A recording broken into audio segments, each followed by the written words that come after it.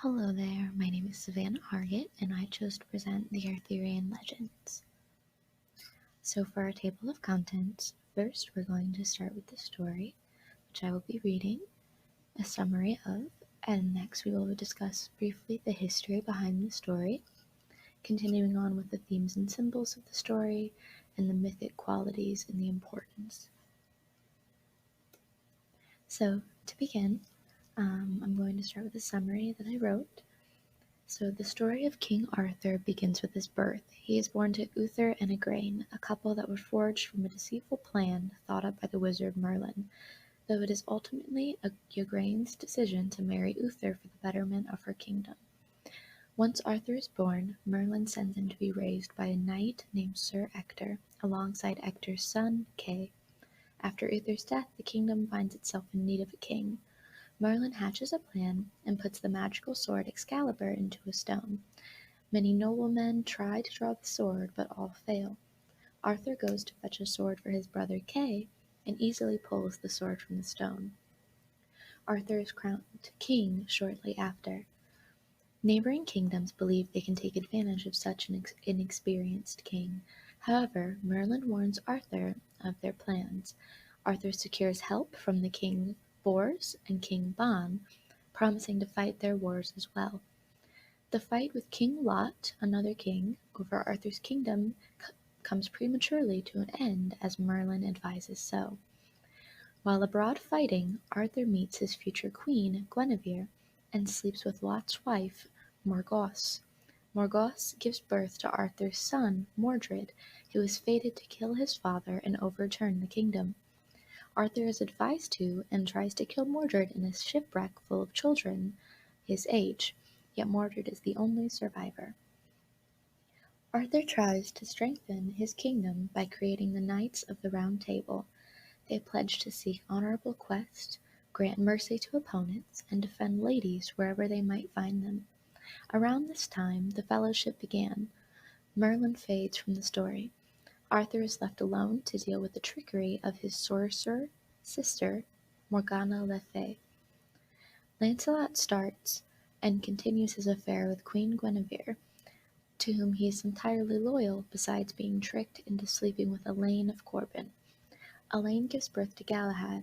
He is a knight destined for greatness, and proves so by pulling another sword out of a stone. Galahad arrives at King Arthur's court and soon embarks on a quest for the Holy Grail, a vessel that is able to grant limitless food, drink, and spiritual mysteries. Percival and Bors follow in Galahad's quest. After their troubles, being thrown in the dungeon of another kingdom and surviving years with the Holy Grail, Galahad is crowned king after the previous one dies. This is obviously in a different kingdom, however, than Arthur's kingdom. By the time Bors makes it back to the Round Table, many of the original knights have died. Soon after his return, Lancelot, who is known as the most noble of those knights, disregards his vow to be a holier man and continues his affair with Arthur's queen Guinevere. Troubles ensue around their relationship, and it isn't long until Arthur finds out the secret of their affair as the two are surrounded in their bed. On the left in the presentation, you can see a picture of Queen Arthur and Guinevere's marriage depicted in a painting, and on the right you can see the Round Table we've been mentioning. Guinevere and Lancelot are sentenced to death, and Lancelot, who cannot stand the idea, kidnaps Guinevere and takes her to another kingdom. Lancelot, in his quest to escape, kills another knight's brothers. That night, Gawain starts a civil war with Arthur at his side. Arthur and Lancelot do not wish for the war, yet Gawain is set on revenge. As Arthur and Gawain depart to lay siege upon the town Lancelot resides in, Mordred crowns himself king once he hears rumors of Arthur's death. He refuses to give up his position once Arthur returns. Gawain is mortally wounded before their return and apologizes for starting the war.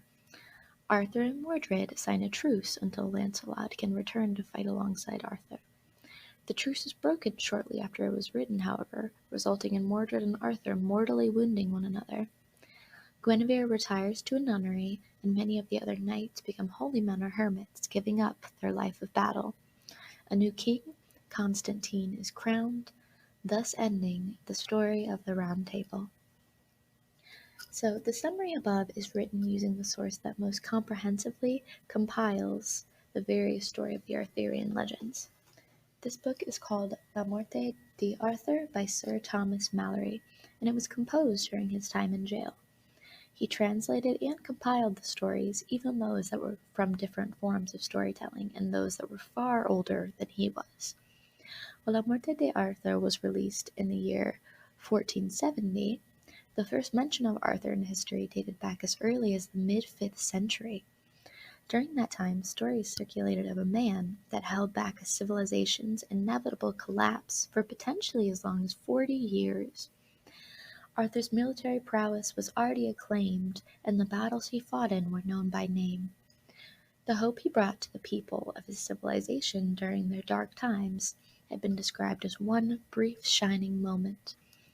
Other scholars believe Arthur began as a mythical folk hero who was then historicized into the Briton-Anglo-Saxon conflicts. Despite his eventual downfall, what he had inspired in his people was akin to religious devotion to their king. After he was mortally wounded in battle, there began legends of how he survived through sorcery and would one day return again to lead his people. These legends spoke to the capabilities his followers believed he had, as many of them truly believed that he would return again from beyond the grave. There is physical evidence of his grave with the existence of a leaden cross at his burial that was highly unlikely to be a forgery. There are questions about Arthurian geography due to the importance of Celtic traditions in the story. His name became food for storytellers for centuries, my bad. And even today, well over 1,000 years later, Arthur and many of his heroic knights are known all around the world. And many of the themes present in this story had a very big impact during the Romantic literary movement of the 1800s. So, the first character that I'd like to focus on is not actually Arthur himself, and we'll touch on why that is later. However, I wanted to highlight the importance of Guinevere in the Arthurian legends. So, during stories that are centered around the hero's journey story type, which is a non-linear path that a hero may take, and it involves many trials and errors, and eventually they usually return to their home. And this story type is very much so present in several of the Arthurian myths, as they are just a conglomeration of different stories. However, during the hero's journey story type, women usually represent not only sometimes great wisdom, but also temptation and ruin, as they are often sorceresses and temptresses. Guinevere, like Arthur, is a very engaging character, and her character as queen, while civilized and graceful, does not create a figure of characterless idealization. She is extremely real and involved in action occasionally, and serves as an inspiration to all the Knights of the Round Table. She is also the center of a theme called courtly love that is present in the Arthurian myths. Now, courtly love is a tradition in European literature between the 12th and the 14th century, idealizing love between a knight and a revered, usually married, lady. That definition is obtained for dictionary.com, just for some clarity.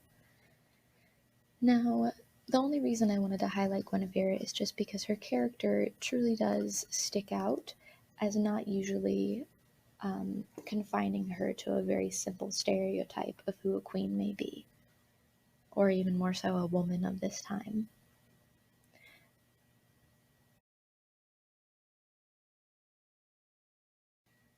So the next part we're going to cover are some common themes that are found in these legends. So there are themes such as chivalry, courtly love, courage, justice, honor, national unity, and rightful kingship. And there are also some iconic items that we're going to be talking about next. However, these themes, although found in a lot of similar myths, um, they're very familiar to the audience, and I believe that that familiarity is something that keeps the audience very engaged. And they also represent a lot of different ideals that people may have. So, some common symbols are also things such as the sword and the stone themselves, the round table, and the Holy Grail. Now, a lot of these symbols have actually been worked into different um, other literary works, especially during the Romantic movement, because, like I said, the Arthurian legends had a very big impact on the movement. Now, the sword and the stone is a very important symbol in this story, especially because it acts as a sorting device to label Arthur as the once and future king. Now, in his work, Gareth Knight makes the observance that the Round Table fellowship itself is a formula that applies to each human being who has reached a particular level of emotional development. The Grail itself implies the various powers which come to the human soul as it develops as an individual. Both of these observations are taken from Gareth Knight's book that we will talk more on in just a moment. So, all of these symbols and themes play an extremely important role in the story, as they each have their own, as they each are their own device. So, next we're going to be talking about some of the mythic qualities in the book. Now, as you can tell by the extensive summary that I gave, Arthur mainly did not seem as such a main character as one may think, and he is not often the center of his own mythos. Other major narratives that are similar are limited by the focus of a single hero, a fixed location, or a small cast of characters, or even a specific historical context. The Arthurian legends have remarkable flexibility and infinite expandability of the central story. This is also known as renewal through fusion. It's a term I heard in my mythology class, and I thought that it fit very well to the Arthurian legends for the specific reason that we we will never stop hearing about these legends. There will always be new movies, new books, there will always be something new being added to the story or a new reiteration of the story. So, this is one of the reasons why this myth is consistently and may always be one of the most well known myths. The legend became a focus for the exploration of his heroic, and chivalric themes, some of which are reminiscent of folklore and legends of other cultures and centuries. So, all of those commonly found themes are extremely important to the popularity of this story.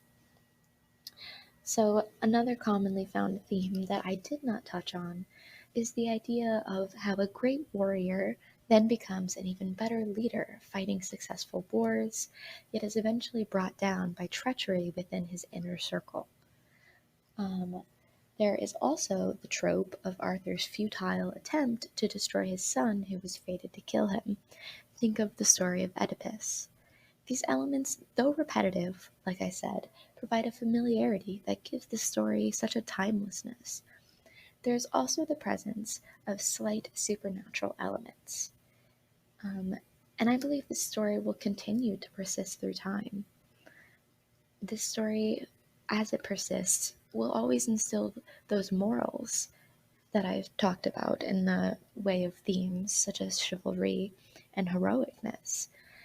And this story also has a wide variety of archetypes, though the ones that I believe stuck out the most are the hero, which of course is going to be Arthur, our main person, and the mentor, which is going to be Merlin, who advised Arthur heavily in the first half of the story.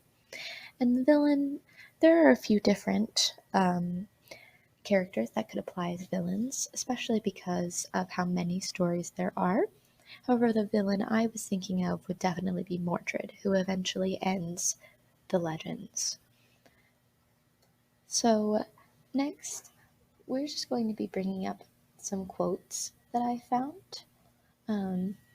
This quote is from Raluca Radescu. She is a professor of medieval literature and English literature at Bangor University. So, this quote is taken from her work, How King Arthur Became One of the Most Pervasive Legends of All Time. Um, the quote is our modern appetite for fantasy a reflection of our need to reinvent the past and bring hope into our present? Moral integrity, loyalty to one's friends and kin, abiding by the law, and defending the weak form the cornerstone of how Arthurian fellowship has been defined through the centuries. They offer the reassurance that doing the morally right thing is valuable, even if it may bring about temporary defeat. In the end, virtues and values prevail, and it is these enduring features of the legends that have kept them alive in the hearts and minds of so many through the centuries. Now, this is just a reiteration of what I've been trying to say, however, in a much more eloquent manner. And there are two other quotes I wish to speak on.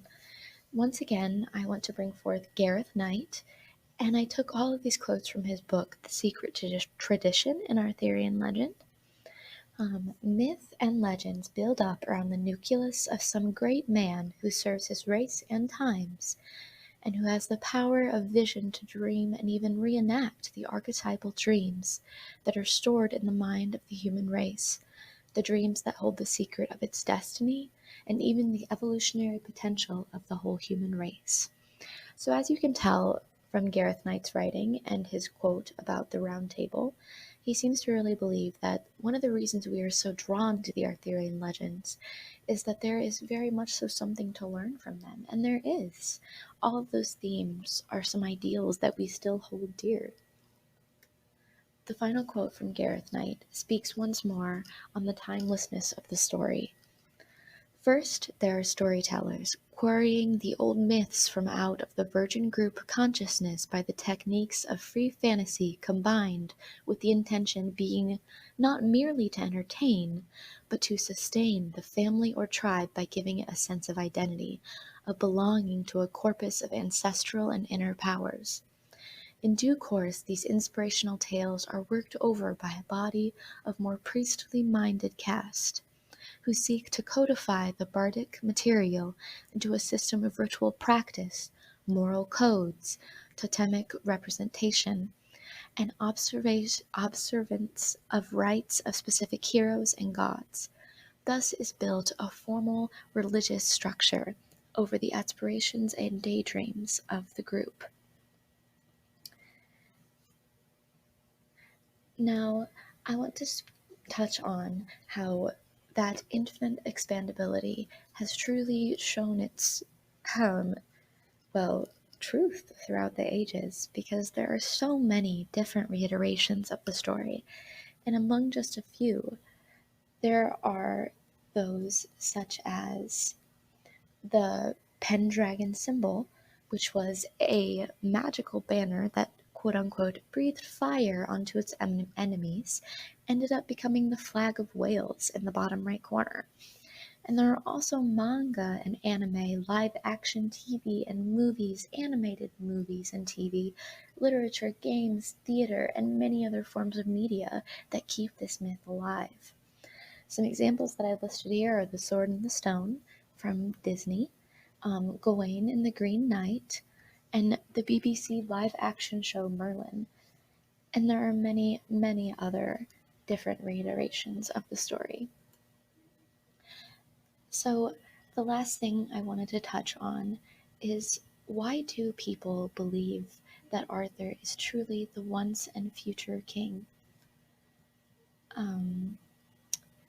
It is really simple.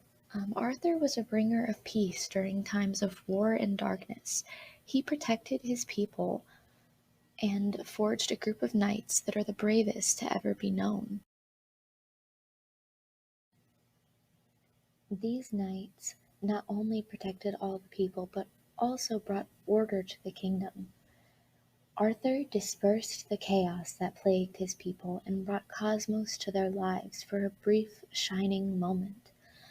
When it came to his death, his people began to cultivate the idea that he would come back and once again bring peace when it was needed.